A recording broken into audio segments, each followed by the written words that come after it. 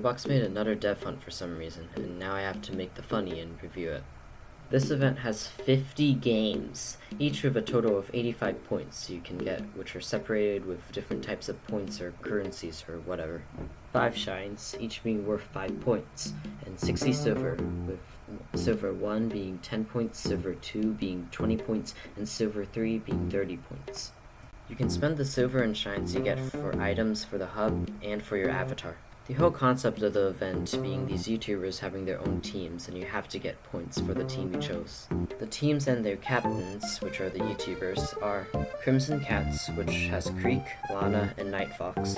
Pink Warriors, which has Bella, Mr. Booshot, and Pink Leaf. Giant Feet, which has me and you, Socks for 3, and Project Supreme. Mighty Ninjas, which has Patroner, Noangi, Reconidas, and Rovi.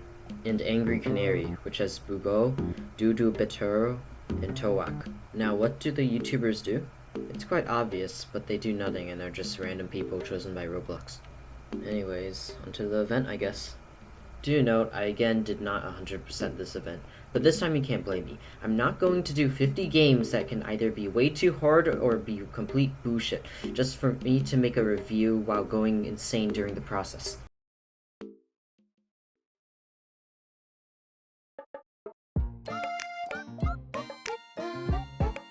The hub. It was really lackluster in my opinion. It's a big step down from the Classics hub, and I just don't like the look too. It's boring and shows no charm in the slightest. While the Classic, there was so much cool stuff there. So many references to old Roblox, and there wasn't anything that was shown in the games. The quests were cool, but also just bland compared to the Classic. It's mostly just doing an obby with weird mechanics, which is just bad compared to wearing a t-shirt for free VIP and saying the names of Roblox staff. What if the quest had something to do with the YouTubers? That'd be a nice touch for the audience who watch those YouTubers' content. The same can be done for the islands, which exist just to exist. Now, I would give this hub like a 3 out of 10, but they have the funny pick, so 10,000 out of 10.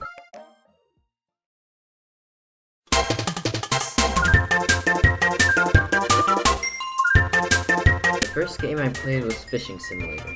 At first it was just playing the game, but then it was wait for the monsters so you can hunt them down, and by the way you must go out to the middle of the Mediterranean Sea to kill them. Just annoying. Then you had to do a race with one other person, and the game completely broke for me after that. I didn't get the shine, so let me watch a Connor 3D tutorial. Okay, this is stupid. Not only is it not communicated, but you have to go to 2 inconspicuous rocks to get 1. Absolutely amazing. 3 out of 10. Bad Business is pretty fun. The first quest was kinda hard as it took positive notes from Gunfight Arena in the hunt, but it became okay after a bit. The tennis racket is when things get really funny. If you're on a close range map, oh boy, that weapon is gods. Not only does it one-shot, but it also can be used as a melee weapon that can 3-shot. This gun was truly devious in all ways possible, and I love it. The shines were okay. It was just find them on a map and also click a bunch on the menu. 7 out of 10. Super Golf was so bad. The hockey quest was fine, the basketball quest was horrendous, and the third quest was fine. I feel like my experience was ruined due to this guy and his friend bullying another person for being new to the game, and when I defended them, they just acted idiotic and hypocritical. The shines are also really bad. There is literally 1 shine on 5 maps that you don't know about, and you have to do this on a public server, which means that you will just be waiting for a long amount of time, even with the server list. 2 out of 10. I was actually planning to get rid of this game because of how bad it was in the hunt, but I was actually shocked by how well Arm Wrestling Simulator was. The quest was to play this adventure obby similar to Fat Pap obbies and such.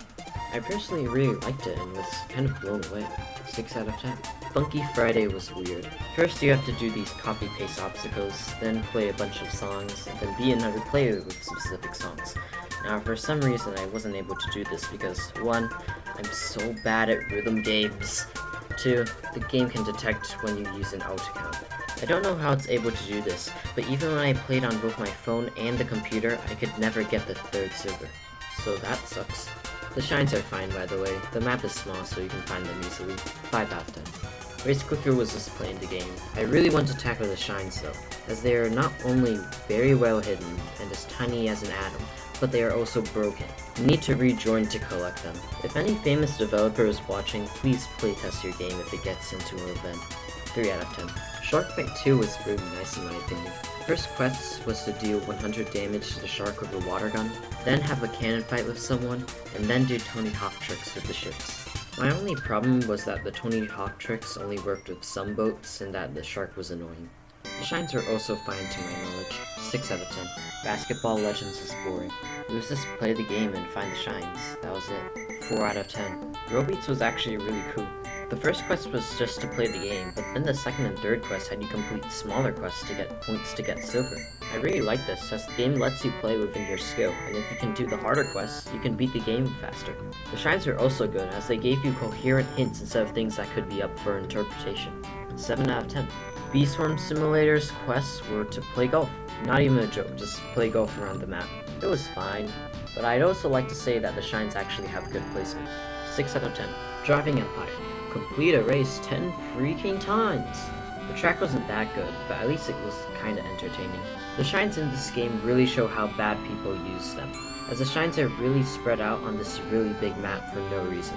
4 out of 10. Obby But You're on a Bike was trash, mostly due to the fact that the event world was so unoptimized. You need some sort of NASA computer to run it on 60 FPS, and if you are able to do that, who are you? The shines also sound ass. There's literally one on World 2, and the hell that is the event world. 1 out of 10.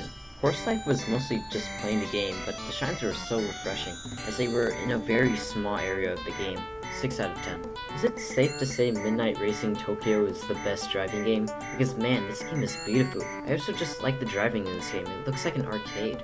The game also just flows from quest to quest really well. Only problem is that the shines are really hard to find. 7 out of 10. Slap Battles was fun. I really like the Slap League or whatever it's called. Knocking people off the map or getting a go in 13 seconds just has a nice feeling. The shines are also good since Slap Battles has a really small map. 8 out of 10.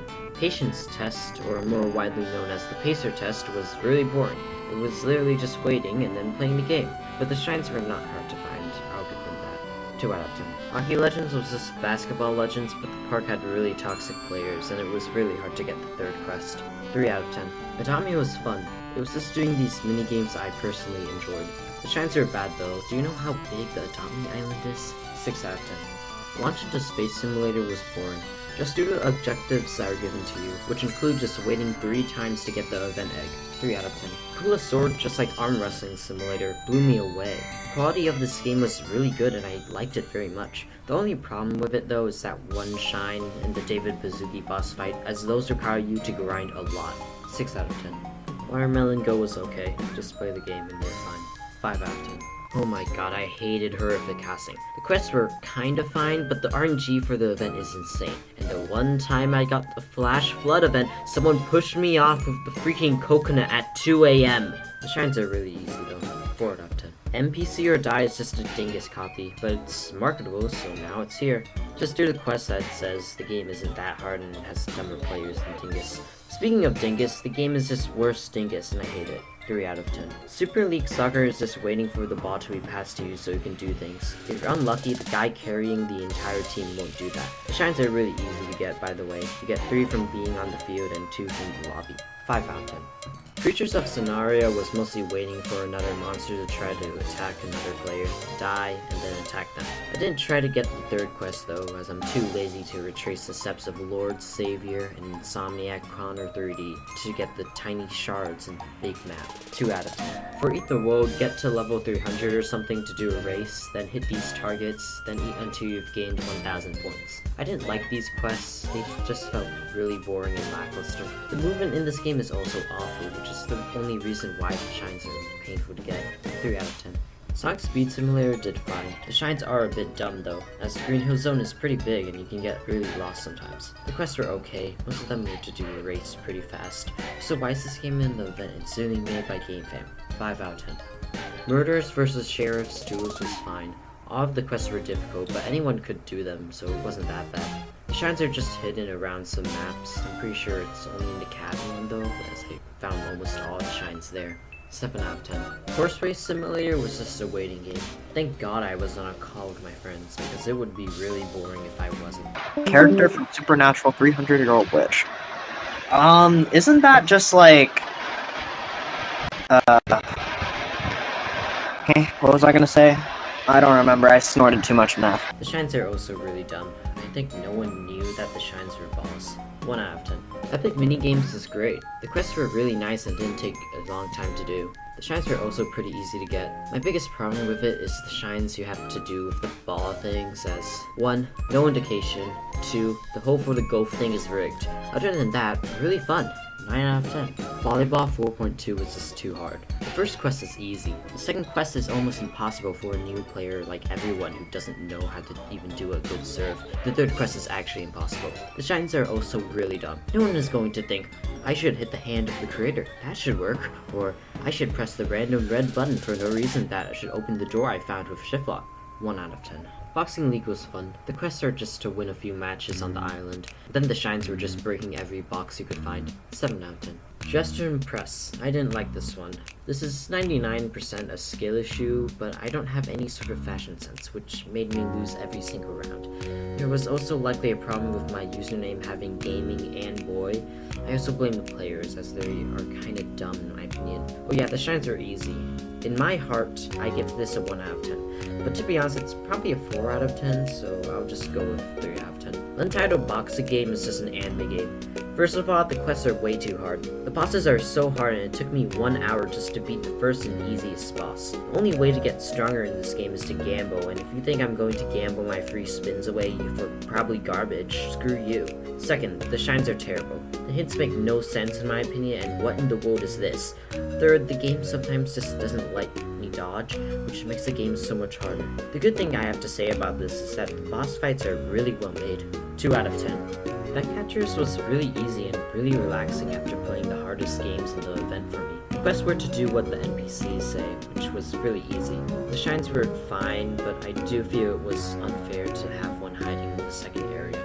5 out of 10. Gym League was boring. The quests are just doing good on some mini games, and the shines were really badly indicated. And what is this waiting with an auto clicker on to get the next gym? I do like the part where I had to adjust my keywords so I could maximize on tapping speed. 3 out of 10. Bro, you guys have been pumping out the best parts of the last 3 events, including this one. It's not even funny anymore. The quest here was to survive 3 floors of roguelike madness, and it's amazing. It was so fun and just great. The challenges you need to do were also good and added more spice to the game mode. The shines were also cool, I guess. I really don't have a single problem with this one. 10 out of 10. HCBB 2.0 was the best sports game in the event. I really liked how one of the quests makes you actually learn how to play the game and get good at it. The best point is that the last quest, which is to get some points in the event world, is the least competitive thing ever.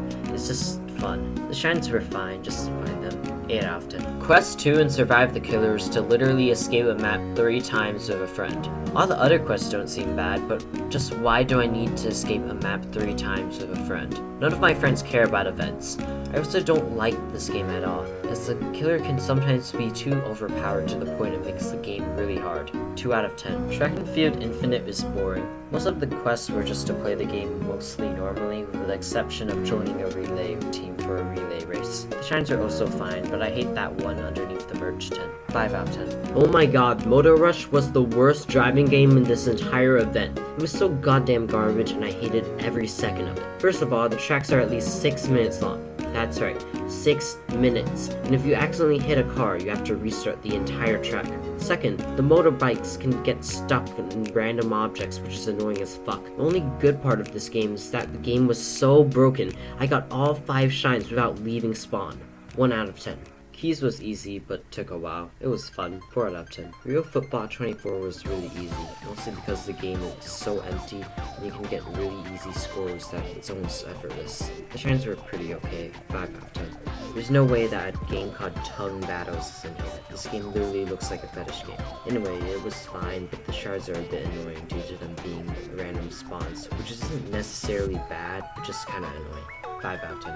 Fashion Famous is just better dressed to impress, and you cannot change my mind. Anyways, the quests were okay. It was mostly waiting for the specific round to start and then winning. My biggest gripes with this is that the shines sometimes don't work or give you 1,000 stars, and that the game is, for some reason, really laggy. Oh yeah, and also they said England is in London. 5 out of 10. Blakebot took way too long to complete. Killing 5 players would be fine, but that doesn't include assists. Winning on the new map is a lot harder to do with sweats, and the boss fight was okay. I'm not getting all the shines, just like in the classic, they made it RNG. 3 out of 10. Drive mode was pretty good. I did buy my way to victory with the 3rd quest, but shut up. I also liked the obbies. They were really nice when it came to the last checkpoint system, and keeping the tracks pretty short so you can get the shines if you miss some.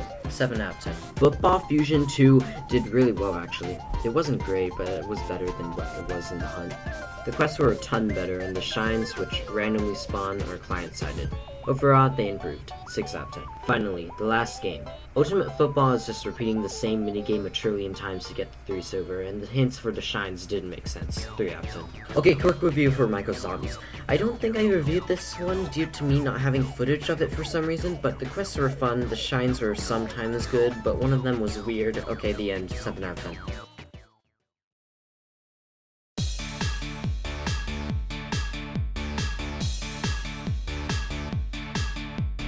Boss fight was actually really well made. It was quite easy, but it was a ton harder than spam clicking mouse 1 with rocket launcher like 10 times. You could also actually get to the boss, and defeating the boss gave you a prize, which is crazy. Overall, a really good boss fight.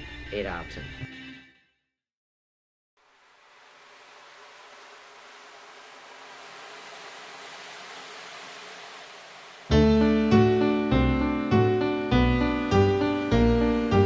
Finally, we are done. The average score for each game in this event was 4.62. Rounded up, that is 5 out of 10. So according to the average, mid. Let's go on to the pros and cons. Pros. Improvement from some games. Some games improving was really interesting in my opinion. Specifically, Pula Sword, Football Fusion 2, and Slap Battles are a few good examples of good improvements from Hunt. Boss fight. Come on, I don't have to explain how this is better than the classics boss fight, do I? Cons. The teams.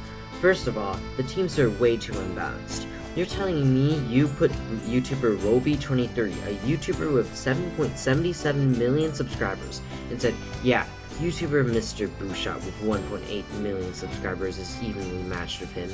The only evenly matched teams were the Crimson Cats and the Mighty Ninjas. It isn't even a problem with subscribers either. Giant Feet was basically set up for losing at the very beginning due to all the team captains not playing any specific games, or games that were in the event. If you want a good explanation, Project Supreme has a very good video explaining his thoughts as the team captain of the Giant Feet team. Leaderboards. This is when leaderboards were a real problem that I noticed it. For some reason, they decided to make it so that 100%ing the event meant getting every single item as well as getting all the badges. I'm not sure whether this has always been the case or not, but I'm pretty sure it never has been like this. Due to this change, when a new item was added, the entire leaderboard was absolutely swept of all the original people who might have not even slept with Insanity, basically resetting the entire leaderboard. What the hell? The items. Items are a worse version of the items from the hunt. Most of them only work on R15 and work best with Archer, which, by the way, is dead and buried to the Earth's core. I say that there's also no award for being in like top 100 or top 1% on the leaderboards. It completely makes most of my suffering and people on the leaderboard suffering mostly for nothing. The currencies. I was actually fine with there being 2 currencies in the classic. I feel like it was less pushy than in the games when it came to getting them all. But I feel like the problem with the games and shines is that if the map is too big, getting the shines are such a pain. Driving Empire and Creatures of Scenario are great examples of putting shines on a big map where no one can find them. And if you do, you're wasting probably half an hour of your life. The only good thing about the shines is that you can search up a guide to get them. But guess what? That's only the problems with the shines. The silver also have large problems, maybe even larger. The silver has a weird way of working, so let me simplify it as quickly as I can. S1 equal 10, S2 equal 20, S3 equal 30. Because the silver progresses like this, devs would think that they should make S2 harder than S1 and S3 harder than S2. Sometimes this is done fine, like in Adopt Me. Other times, it is just stupid like in Volleyball 4.2. And these are the main currencies you need to get for items, which just makes this even worse. I seriously prefer doing the one currency for one game system like in the Hunt instead of getting 85 points to 100% a game in the games in the Classic. The theme. One of the reasons the Classic was kind of a success was because it had a theme. What is the theme for the games? Something to do with sports, I think? Oh, and 1x1x1x1 pops out of nowhere. Seriously, what is the theme of this event? Is it just the Roblox Olympics? If that is where Roblox is trying to take this event at, why in the world did you actively try to sabotage RB battles? The games. The games were beyond bad in this event, from Bladebot to Obby but you're on a bike. There are so many that were bad. Most of the games really wanted your playtime, like Horse Racing Simulator, where all you do is sit down and AFK until you have enough power or whatever to win. Some games I didn't give a low score just felt soulless and made me feel so empty, like everything here was a chore.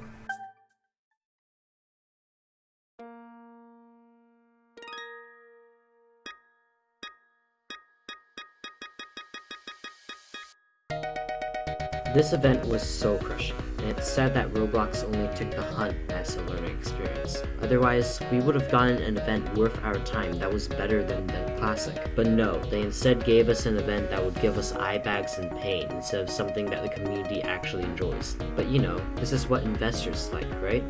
Because we apparently live in a world where pain is enjoyable by people like them, right? Overall, I wish I never played this event, and I'm so happy that I'm able to get something out of this because I can make the video you're watching right now. I seriously hope Roblox actually learns something from the games and uses that criticism as a way to improve. I give the games a 2 out of 10, a complete waste of time for everyone.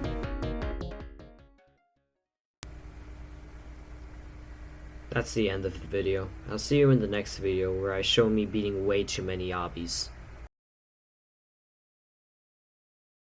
Bro, what? It's another pandemic. Okay, we've been through one before. We'll be alright. Nah, bro, this one different. Different? What you mean different?